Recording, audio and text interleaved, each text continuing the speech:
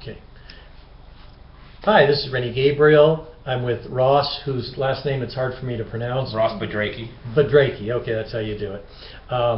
And the purpose of this video is to talk about the reality in buying tax liens or tax deeds, because there's tremendous amount of misunderstandings out there, and I want to clear that up. People think they can sit at home, get a list of what's available for sale, make bids, buy property, make interest, sell property without ever leaving their house.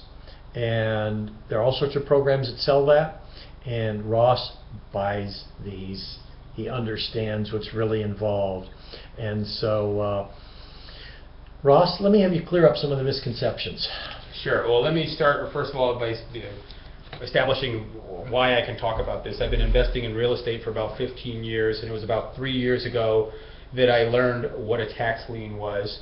And I took some classes, and I was very intrigued, and I wanted to do more. I hired coaches, and ultimately I got to the point where I started my own company, took over my own retirement account, and then I was on the road with one of the firms that teaches this for several months, mentoring their students. So typically when I introduce people to tax lien certificate investing, what I'll share with them is if you own a piece of property, you have to pay property tax on it, and that property tax goes to the county where the property is located, and the county will use that money for schools and roads and parks and police and firemen. And the fact of the matter is, some people don't pay their taxes. They're sick, they're broke, they're dead, or whatever their circumstance is, but the fact is some people don't pay their taxes. Or they could lose their job or whatever. Yeah, there's a number of circumstances. To the point where the counties need to have a procedure for collecting delinquent property taxes.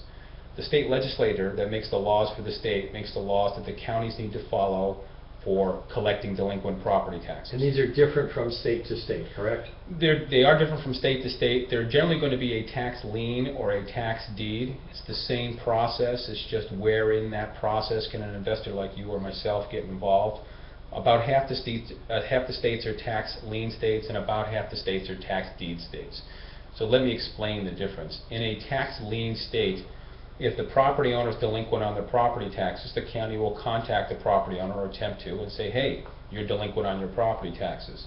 If they still don't respond, they'll contact any other lien holder of record, a bank that has a mortgage, a mechanic that's put a lien on the house or the pool or the roof or the work they've done, and say, hey, lien holder of record, you may want to pay the back taxes on this property to secure the asset that's your collateral on the money that's owed to you.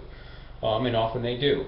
But sometimes they don't, and then what the county will do is they'll advertise in a legal newspaper through public outcry a tax lien that's available. It's typically a parcel number and a legal description that includes a book number and a page number.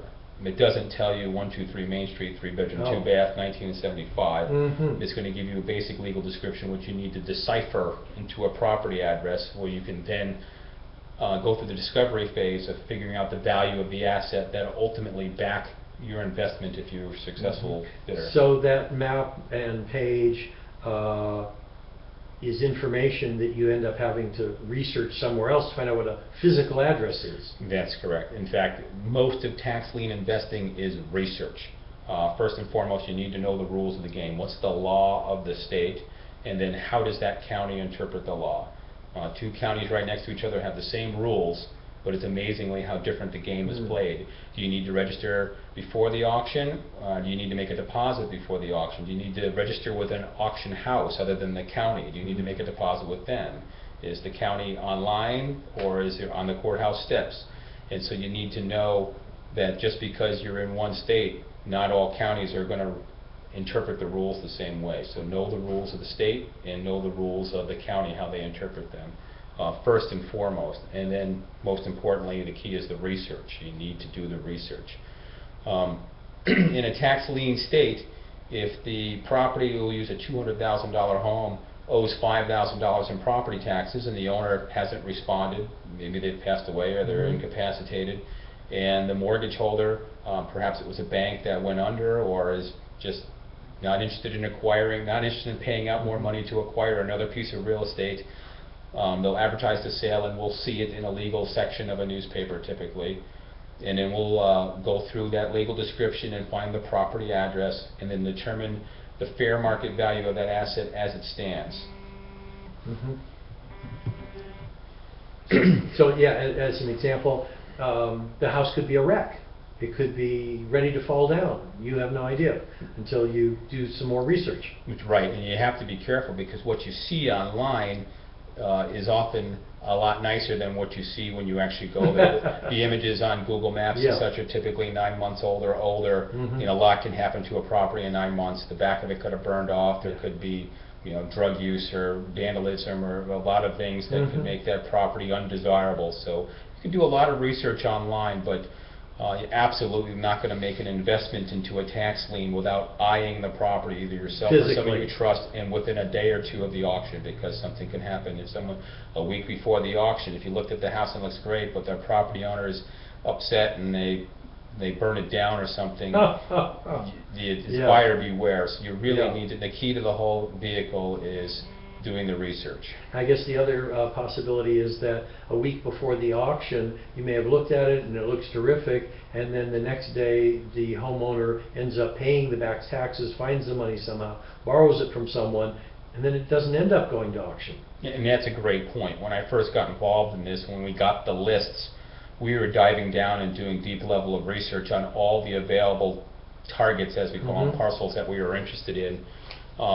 And only to find out that after doing all that work, many of these redeemed, you know, prior to the auction, and we could have saved ourselves a lot of time or effort. So now what we do, when that list comes out, typically 4 weeks before the auction, we'll go through it and we'll identify raw land, single-family residence, commercial properties, and just keep an eye on what's there and identify what we'd be interested in, and eliminate what we're not, to get a shorter list. And then as the weeks tick by, as we get closer to the auction, that list will get shorter and shorter as property owners will redeem and protect their houses. And a lot of action happens the day before the auction. A bank, if it has an interest, will typically wait to the last minute before they pay, because they'll hope the property owner will pay. And so we have to, at some point, you have to dig down and do deeper levels of research.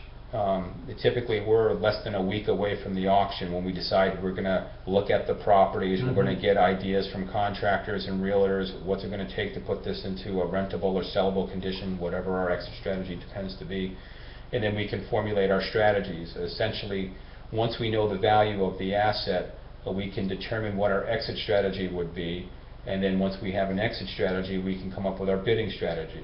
So this sounds so completely different than what a lot of people are led to believe, in that, let's say they see someone owes back property taxes for $5,000 and they submit a bid of $5,000, thinking, number one, that they'll get it for whatever the bid is, number two, that now they have a piece of paper that entitles them to own the house, not even realizing what they're actually buying is like a trust deed almost, if I were to create a comparison, where if the person doesn't make the payments on their trust deed, then you end up having to go through a process to foreclose and take over the asset. And it sounds very similar with the tax lien. In other words, you bought it, you own it, you have an interest in it, but you've actually kind of have an interest in a physical asset. This is not just trading paper.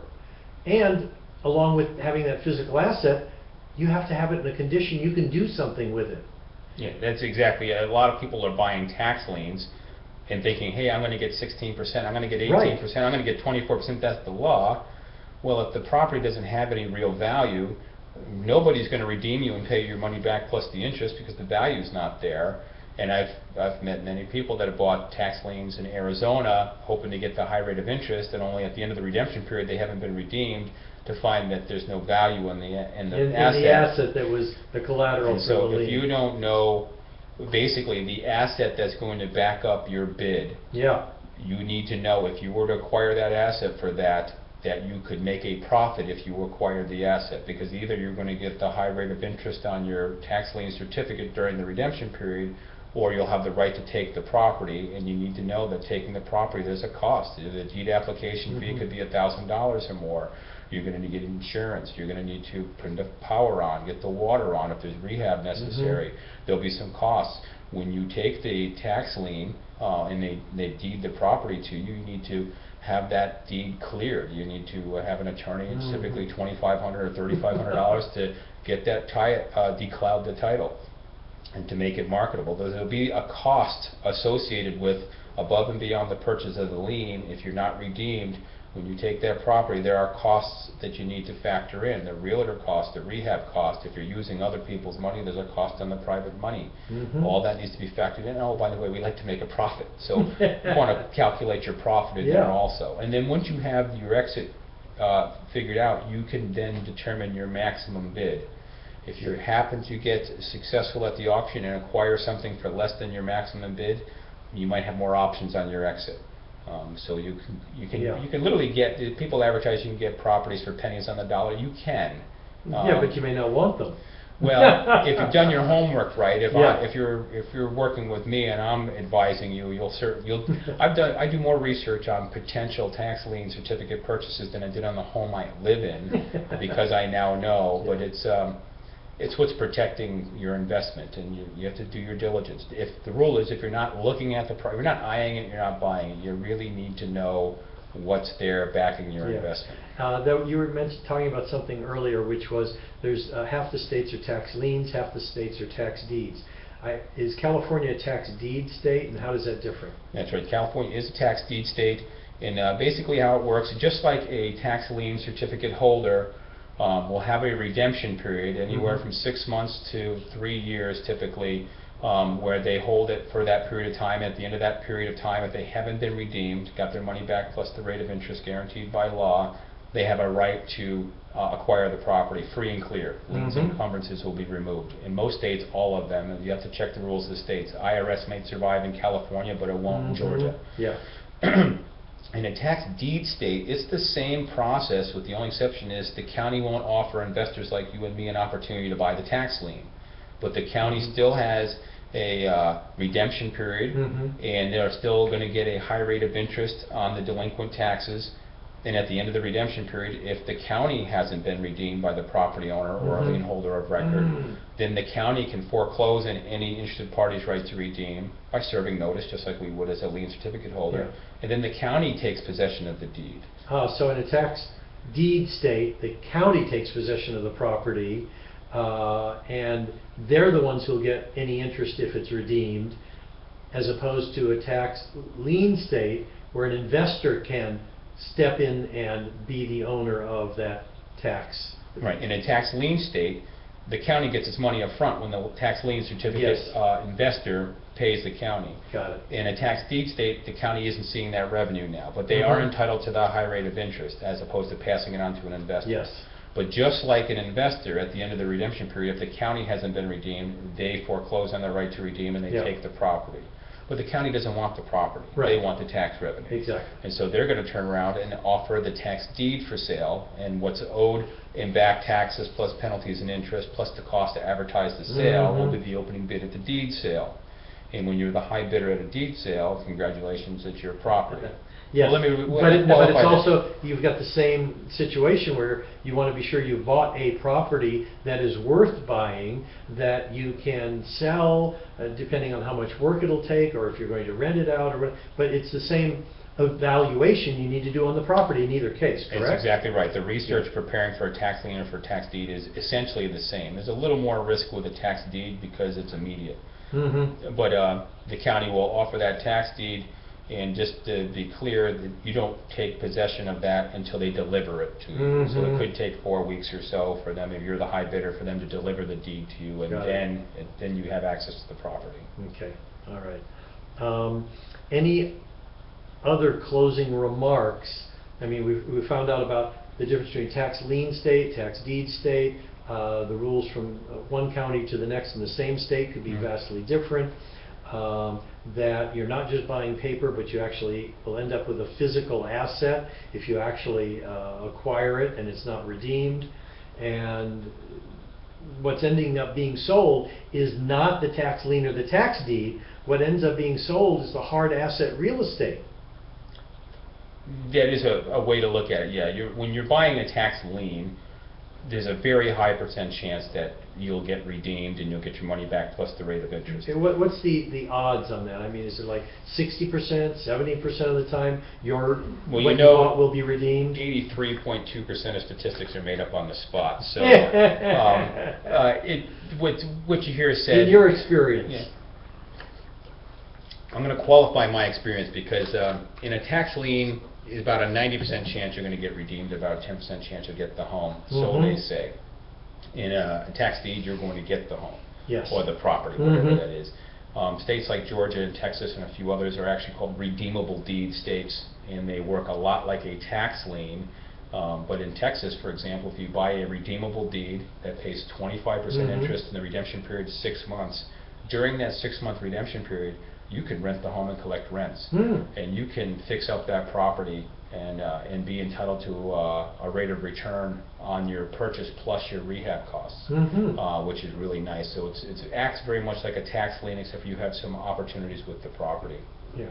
In my experience in Georgia, where I've done most of my investing, about 2/3 of the time when I buy a redeemable deed with a 12-month redemption period that pays me a guaranteed 20% penalty. That means if they redeem a day or a month later, it's my money back plus 20%. Oh, wow. About 2/3 of the time, I'm taking the property in Georgia. And so I like, if a $200,000 house and I'm the high bidder at $100,000, I'm going to get $120,000 back any day in the next 12 months. At the end of 12 months, if I haven't been redeemed, I can foreclose on any interested party's right to redeem by advertising in a legal newspaper and serving certified mail. Going through a process. The same process the county goes to advertise the sale will do and say, hey, lien holders, if you have any interest in redeeming this, you have another 30 days, and at that point it's 30% in Georgia, and at the end of that process, they lose their right to redeem their property. You go back to the county with your redeemable deed and proof of advertisement and proof of service, and they'll transfer the deed to your name, and you will hire an attorney, decloud it, start the rehab, and congratulations, you just bought a property, hopefully for half-price service. Yeah. So in other words, in 2/3 of the cases, approximately, you end up with an asset in Georgia, and 1/3 of the time they do get redeemed, and you get your interest. Right. And often when they get redeemed, in my experience, it's in the first month.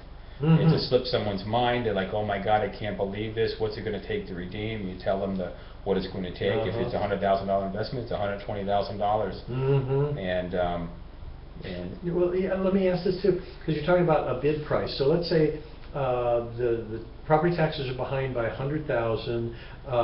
Several people are bidding for it. You end up buying it for $100.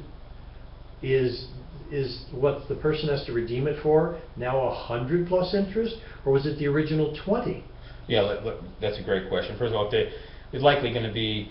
I know in Georgia, if the property taxes owed are $2,000 to $10,000, it's probably a single-family residence in the ballpark of $75,000 to $250,000. If it's just a couple $100, it may be a piece of raw land. If it's several $100,000, it could be a commercial building. But you can tell by the minimum bid most times. Someone could have short paid their taxes on something, and it could be a low dollar amount to a high value asset. But if the property owner owed $5,000 on a $200,000 house, and I'm the high bidder at $100,000, they need to pay the $100,000 plus 20%. Now here's the deal: the county was owed $5,000. Yes. I paid the county $100,000. Right. The county's flush $95,000. Those are excess funds. Right. Now the property owner is entitled to the excess funds. But if they can't collect the excess funds if there's other liens on there without getting permission of the other liens. You'll need to check each county and each state to make sure you know that process.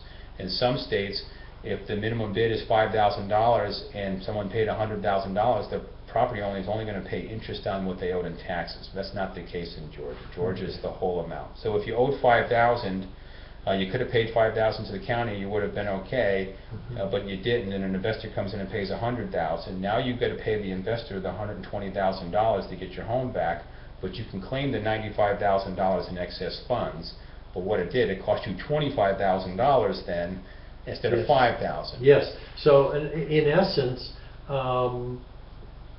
if you don't redeem it, I guess what I'm getting at is, if they didn't have the money to redeem it at $5,000, it doesn't sound like it's going to be that likely they'll have the money to redeem it when they have to come up with $25,000. That's correct. It's highly unlikely. But Yeah. there are some circumstances. A big conglomerate that owns a lot of these things, they recognize, hey, it's going to cost me the same at the first day as it is on the 365th day. They're going to wait the 365 days and redeem the last possible minute, saying, hey, maybe they're making better than 20% on their money somewhere else. Yes. There was a story that Apple lost one of their stores for failure to pay property taxes. That sounds familiar. And it's, Apple, they're not broke, but it does happen that in the law. The paperwork gets lost. Paperwork gets lost somewhere. Yeah. So it's a neat process. Now, one thing I'd like to tell anyone watching this video: a lot of people are out there selling information on this, and the introduction to this is pretty easy to understand. Doing it takes quite a bit of work, and through my experience over the last several years, I recognized, in being on the road with companies that teach this and having friends that teach this to students, is that a lot of people pay money above and beyond the introduction to this to sit in a classroom and learn how to do it. The reason you and I are getting together is because I attended an introductory program where they were selling a $3,000 course to learn how to buy tax liens and tax deeds, and they were going to be providing software, and they're going to be providing lists, and they're going to be providing the education and all this information. And I thought to myself, I don't know, this just feels bogus to me, that I'll get an education over a day or two or whatever the program was, and then I'll be able to sit at home and collect 15 and 20% on my investments. It just didn't seem real to me, and so I made some phone calls, and that's how you and I got in touch. Okay, so let me say something on that. I was someone who paid $3,000 for an introductory course, and I'm having success. Yes, but you're putting it to use far differently than it is being sold. Right, and so I want to say is that I am not the typical student in one of these classes, having been in dozens and dozens of these classes over years, supporting them, coaching and mentoring students in that. I recognize that people will pay for higher level classes, and then a lot of them will never buy a tax lien. And they realize that there's fear, there's the unknown, there's all the research that needs to be done. And I really think I wouldn't advise, typically if you learn what a tax lien is and you have an interest in pursuing it, you can either actively do it yourself or passively do it by investing with a firm that invests in tax liens, like my firm. And most active people, if someone wanted to actively do it, my recommendation would be partner with someone who's actively doing it and having success. And don't go sit through a 3-day classroom and think that you're going to do it unless they're going to take you to the county, hold your hand through the whole process, register you. They'll pull the list with you, they'll research the list with you, they'll look at the properties with you, they'll go to the county, register with you, stand next to you and help you through the bidding process, and if you're successful at that, walk you through the process. Once you get this, there's dates you need to remember. Hey, I have to foreclose on a right to redeem if I don't get this, and what's that process? You'll need to have a coach or mentor that knows what they're doing in that particular market. That's my advice. Hire a coach or take one of those mastery classes where they're actually at the county. You're going to do all the work and actually go to the county and take a swing with a seasoned vet next to you. Well, I can't imagine that a process like that, which would be a lot closer to assuring someone's success, would be $3,000. No, those are typically more. I know I have a friend named Mike Wolf up in Canada who he's an expert in Harris County, Texas, which is a great market. And I took his class last July. Fantastic. I met his whole team. I can now invest in Texas redeemable deeds without having to go. I know the process. I'm familiar with it, and I'm very confident this. That's an intimidating place. They have 8 auctions going simultaneously, and Mike offers a class where you basically show up on a Saturday night. Sunday you're pulling lists, you're meeting the team. Monday you're out looking at the properties. You're driving around. Harris County's huge, by the way. It'll take you 12, 13 hours to go look at properties in that county. And then the next day, it's usually a small group, a half dozen or so, who go to the county, register for the auctions, and his people will help you place your bids and have success. And the beautiful thing there is, at 25%, if you successfully put $50,000 to work, you're going to make $12,500, and these courses are typically half of that. So one successful bid, it pays you back. Got it. Great. Well, thank you, Ross. This is the information I wanted. I'll turn this back to